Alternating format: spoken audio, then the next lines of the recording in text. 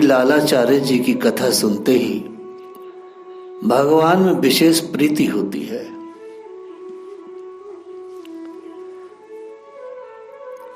लालाचार्य जी जैसा भक्त कोई हो नहीं पाया।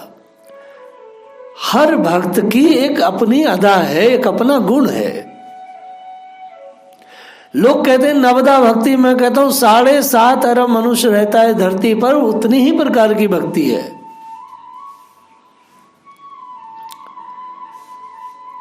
एक बार कोई तुलसी कंठी धारण किए हुए मृतक शरीर नदी में बहता हुआ आया। सिर्फ तुलसी कंठी पहने था केशव, माने और कुछ नहीं। भाई शव है तो शव पर तिलक पट्टा तो सब बह गया पानी से, लेकिन तुलसी कंठी गले में पड़ी है। तुलसी कंठी धारण किए हुए मृतक शरीर नदी में बहता हुआ जा रहा था। श्री लालाचार्य जी उसे निकालकर उसका अपने भाई के समान दाह संस्कार किया। 13वें दिन भोजन के लिए ब्राह्मणों को तथा कुटुंबियों को निमंत्रण देकर बुलाया। अज्ञात शव का भंडारा जानकर ब्राह्मण लोग नाक मुंह सुकुड़ने लगे और भोजन करने में कोई नहीं आया। तब बैकुंठ धाम से भगवान के पार्षद आए, जिन्हें भोजन करते हुए तो सभी लोगों ने देखा, परंतु जाते समय वे आकाश मार्ग से चले गए, किसी को मिले नहीं, उन्हें किसी ने नहीं पाया। इस चमत्कार से लाला आचार्य की महिमा लाखों गुना बढ़ गई। भगवत रति को सभी शास्त्रों में सदाचार्यों में सुदुर्लभ कहा गया है। शे साधन सहस्त हरि भक्तिश्च दुर्लभा। संसार में जितना कुछ है उसमें भक्ति को दुर्लभ वस्तु बताई गई है कि भक्ति प्राप्त करना होना बड़ा अशक्य है, आसान नहीं है। ज्ञान के द्वारा मुक्ति सुलभ हो जाती है, यज्ञादि पुण्यों से लौकिक सुख एवं स्वर्ग सुलभ हो जाता है, परंतु हजारों श्रेष्ठ साधन करने पर भी भगवान की भक्ति अत्यंत दुर्लभ है। ऐसा पद्म पुराण में कहा गया है। भक्ति रसामृत सिंधु में श्री रूप गोस्वामी जी बोलते हैं, क्लेश धने शोधा मोक्षा लघुता कृत सुदुर्लभा, सानंद विशेष आत्मा श्री कृष्ण कर्षणी चा। इसीलिए श्लोक में भी भक्ति को सुदुर्लभ बताया गया है। और माता पार्वती ने भी कहा है, सबते सो दुर्लभ सुरसाया, राम भक्ति रत गत मदमाया। परंतु ऐसी परम दुर्लभ भक्ति भी भागवतों के चरित्र का स्वाध्याय करने से सहज सुलभ हो जाती है। कोई पूछे कि भाई भक्ति मिलेगी कैसे, तो कह दिया गया कि भगवान के भक्तों के चरित्र सुनो, भक्तों के चरित्र गाओ और भक्तों से प्रेम करो। आज मनुष्य कितना गिर गया है। मनुष्य चाहता भक्ति करे, भक्ति प्राप्त हो, लेकिन भक्ति तो संतों के चरित्र गाने से, संतों के चरित्रों में प्रेम देखने से मिलेगी, उन्हें पूजने से मिलेगी। उल्टा आज सब समाज भगवान के प्रेमी लाडले भक्तों संतों का निंदा करता यहां तक घूमता है और फरियाद करता है कि भक्ति कैसे मिलेगी। दुर्लभ भक्ति तो भागवतों के, जिन्होंने अपना जीवन भगवान को दे दिया है, उनके गुणों को गा करके मिलेगी। लेकिन आज उल्टी रीति है, उनके दुर्गुणों को लोग गाते हैं।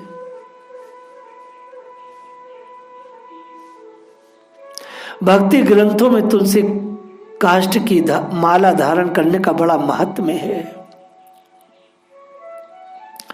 आदि पुराण में कहा गया है, पूजनीय प्रतिनेत ब्राह्मणा किन्नु मानुषे वैष्णवो भक्ति वर्जिता, माला धारक मात्रोपि वैष्णवो भक्ति वर्जिता, पूजनीय प्रतिनेत ब्राह्मणा किन्नु मानुषे।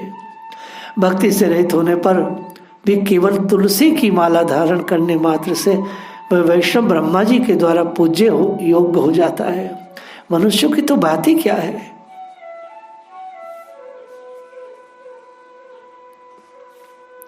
तुलसी काष्ठजाम माला कंशता वहते तू यह माँ में वेती न संशय। भगवान कहते हैं जो पुरुष तुलसी काष्ठ निर्मित माला कंठ देश में धारण करता है वह अपवित्र हो, आचार भ्रष्ट हो, मुझको प्राप्त करेगा, इसमें संदेह नहीं। देर सवेर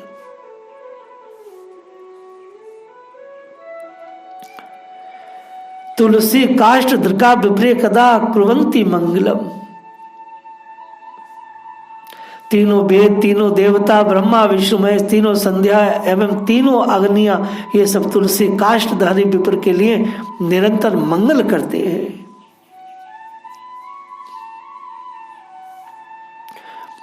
और गरुण जी ने तो यहां तक कह दिया, तुलसी काष्ठ संभुता यो माला वहते नरा सदा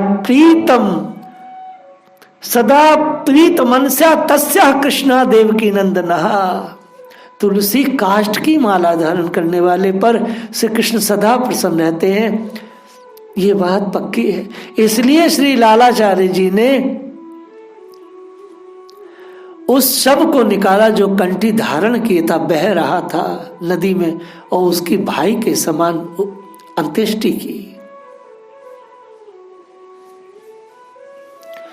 ये लालाचार्य जी आचार्य पास श्री रामानुज जी के दामाद थे। ये कथा भगवान के चरणों में प्रीति करने के लिए बहुत सुंदर है, इसे सावधानी से आप सुने। गुरुदेव ने उपदेश दिया कि संतों में भगवान से कोटि गुनी अधिक प्रीति करना। जब चूंकि लालाचार्य जी श्री रामानुज जी के शिष्य भी हैं, वैष्णवी दीक्षा देते समय कहा कि संतों में भगवान से कोटि गुनी अधिक प्रीति करना। तब लालाचार्य जी ने प्रार्थना की कि प्रभु ये असंभव है। तब उन्होंने कहा मेरे अर्थात गुरु के समान मानना। अच्छा चलो दुगनी मत करना, लेकिन हर संत को मेरे समान मानना, अर्थात गुरु के समान मानना।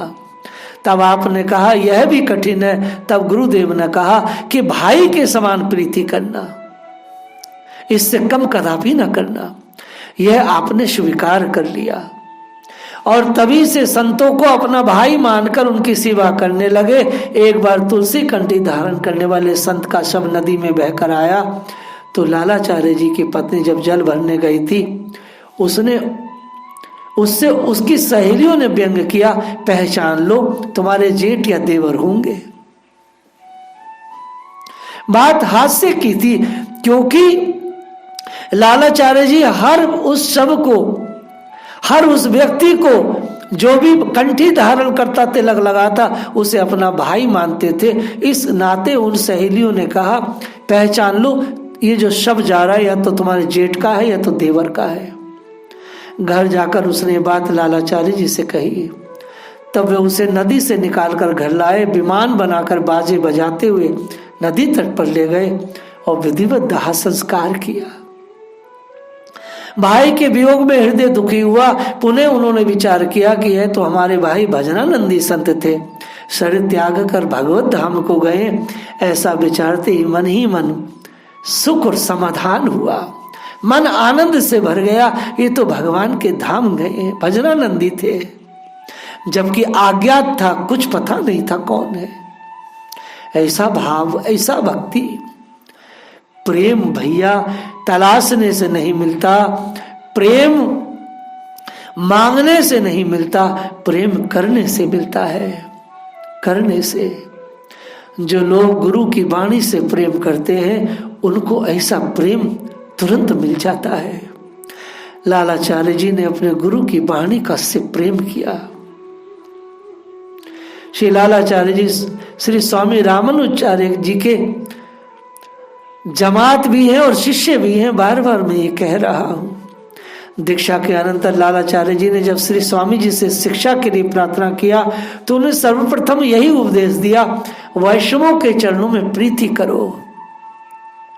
ये पूछने पर कि कैसे प्रीति करूं, तो स्वामी जी ने कहा संतों में भगवान से बढ़कर भाव करना चाहिए। मोते संत अधिक करी लेखा, राम से अधिक राम कर दासा, तस्मात् परम तरव देवी तुद्यानम समर्चनम।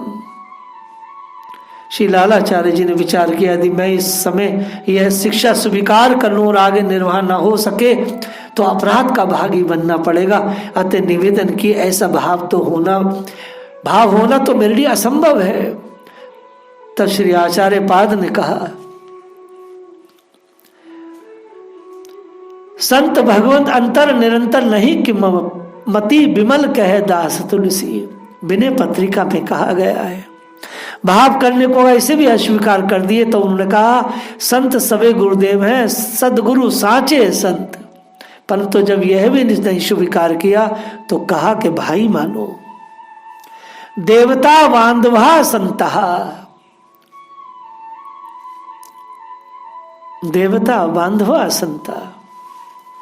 लालाचार्य जी ने इस भाव को अंगीकार किया और पूरे जन्म भर इसे निभाते रहे।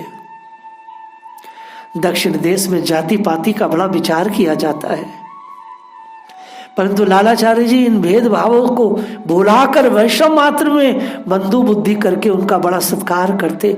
वह आश्रम में सच्चा वैष्णव वही है जो भेदभाव भुला करके छाती से सारे अपने भक्तों को लगाए। विमुख लोग इनके इस व्यवहार की बड़ी हंसी उड़ाते। उस दिन भी यही हुआ कि उस मृतधारी जो मृत कंठीधारी मृत था, उसका जब इन्होंने कावेरी जल में स्नान इत्यादि करने गए, उनकी पत्नी ने आके जब ये बताया भी, तब इन्होंने कहा कि अभी तुम चिंता मत करो, तेरो देवर आवत बह तो देखत सवे को नहीं गए। तो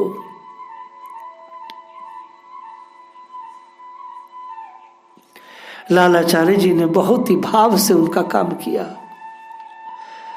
अब इस रसीले चरित्र को और थोड़ा विस्तार देता हूं।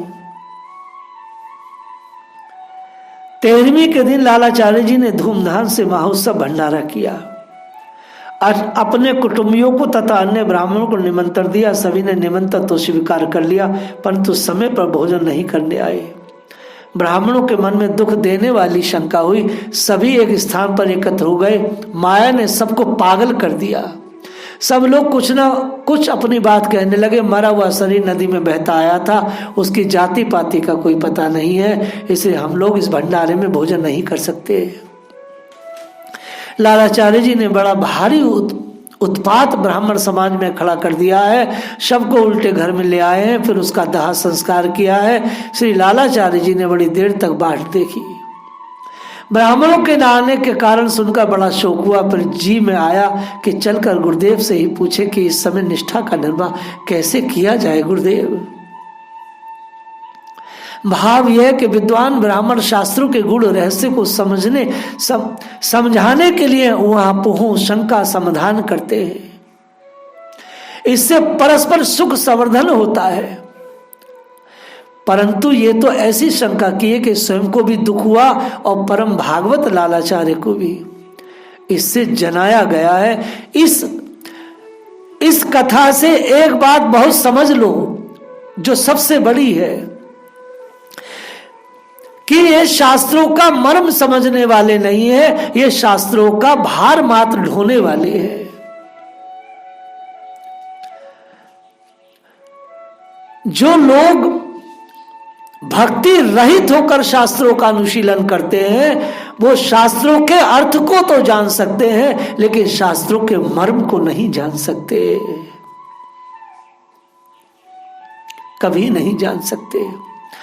जैसे खर चंदन भार वही वहरस्य बेता न तु चंदन से तथा न विप्राश्रुति शास्त्रयुक्ता मद भक्ति बीना खर वद वहंती।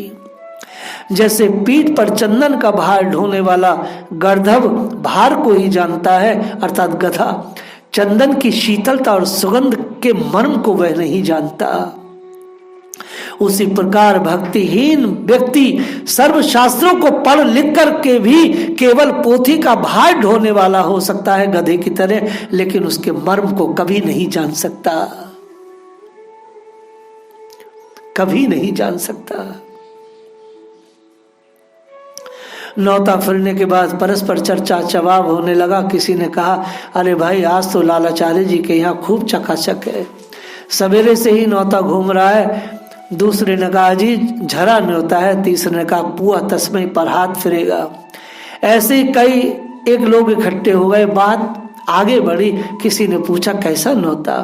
कोई उत्सव है, भागवत सप्ताह है, रामायण नवा है, क्या है?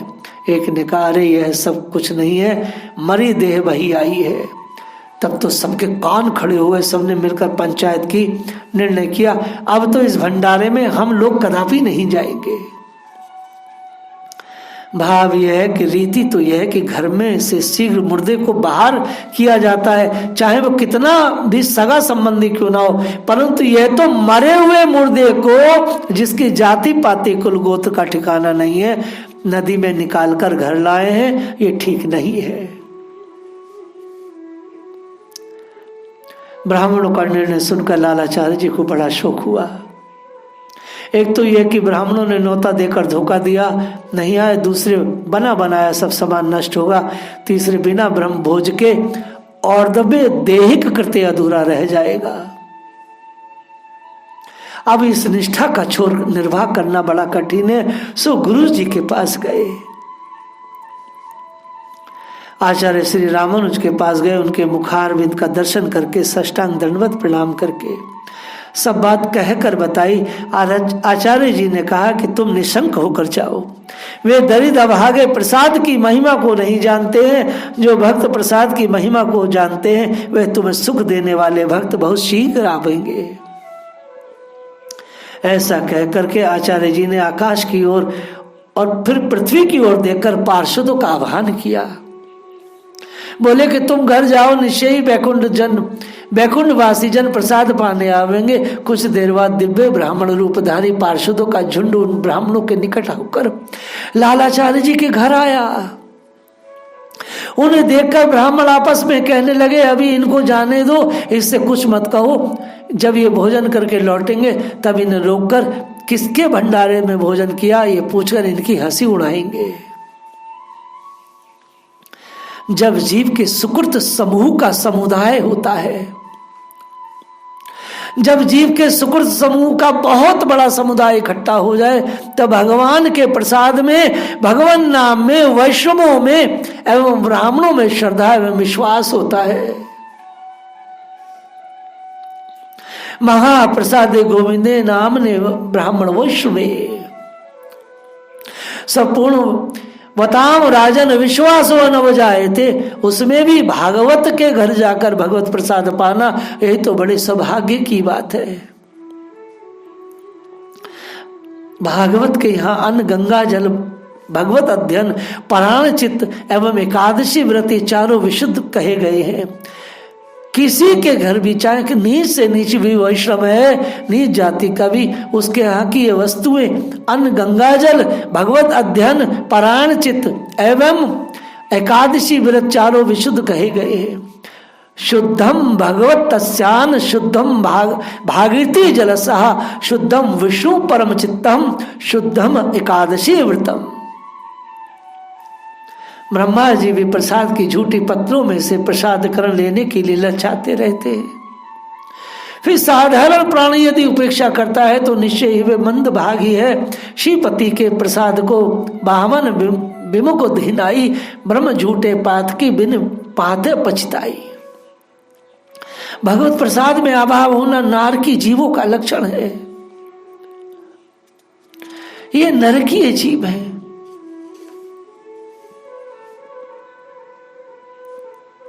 इसलिए प्रसाद की कभी भी अवहेलना न की जाए।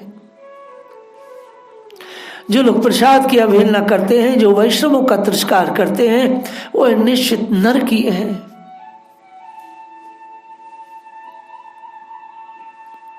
संत जन सो द्रोह मानत कुमत के आगार जुगल विमुखुन परिहरो सत्संग बारंबार। शास्त्रों में लिखा है कि विद्वान पुरुषों को चाहिए सर पाप प्रश्नार्थम प्रतन पूर्वक वैष्णव के अन्न की याचना करके लेवे, यदि अन्न का अभाव हो तो जल ही मांग कर पीवे। वैष्णवों के घर कुछ ना कुछ जरूर पावे। प्रसाद की बड़ी महिमा है। आगे के चरित्र को हम लोग कल स्मरण करेंगे। जय राधा।